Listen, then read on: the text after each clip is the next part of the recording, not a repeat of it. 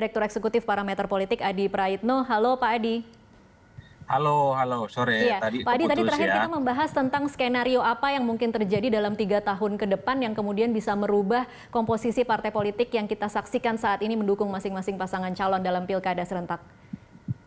Ya, pertama pilkada serentak di 270 wilayah tahun 2020 ini biasanya sebagai proses penjajakan awal dari partai-partai politik untuk melakukan konsolidasi menuju jalan panjang 2024 ya. Nah, pertaruhannya nanti kan di tahun 2022, tahun di 2023 ini akan ada pilkada serentak di berbagai wilayah. Nah, biasanya seringkali dinamika politik di pusat itu akan berpengaruh terhadap hubungan koalisional partai-partai politik. Misalnya saat ini kita cenderung melihat Gerindra dan PDIP itu mesra. Di berbagai wilayah, kabupaten, kota, dan provinsi, banyak melakukan koalisi untuk memenangkan satu pertarungan. Nah, kalau terjadi hubungan disharmonis misalnya, setahun 2 tahun ini ya tentu saja akan berlanjut pada hubungan mereka di pilkada serentak 2022 dan 2023. Makanya apa yang terjadi di bawah secara tidak langsung merupakan cerminan potret apa yang terjadi pada level elit. Makanya ke depan bagaimana suasana batin teman-teman partai politik ini akan diuji apakah akan tetap mesra ataupun tidak.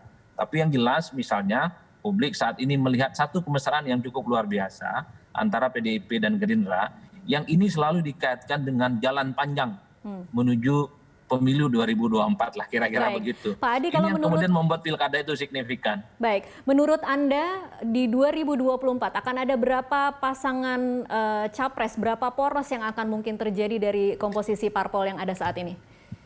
Kalau saya sih melihatnya sangat tergantung dengan ambang batas presiden. Kalau ambang batas presiden itu tetap 20%, saya kira calonnya cuma akan ada 2. Akan muncul head to head seperti Pilpres 2014 dan di 2019. Tapi kalau ambang batas presiden itu diturunkan jadi 15 ataupun 10, saya kira calonnya akan lebih dari 2, bisa 3 ataupun 4. Karena komposisi partai politik saat ini, kalau ini dibagi 10%, saya kira akan muncul 4 kandidat. Nah, disitulah sebenarnya nanti undang-undang pemilu kita seringkali terjadi rombak. Terjadi kocok ulang gitu ya, terutama menyangkut ambang batas presiden ini. Persyaratan minimal apakah partai politik dan gabungan partai politik itu bisa mencalonkan diri seorang presiden ataupun tidak. Karena menjadi catatan penting sebenarnya pilkada serentak 2019 ini, partai politik yang tidak mencalonkan capres ataupun cawapres sendiri, mereka cenderung rugi.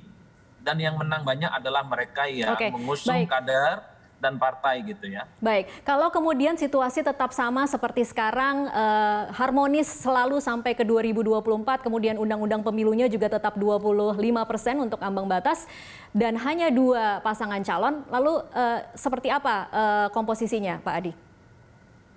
Ya kalau dilihat rata-rata akan tetap 2 kubu ini, kubu cebong dan kampret lah gitu ya. Kalau kubu kampret misalnya bisa dilihat saat ini dari representasi Anies Baswedan.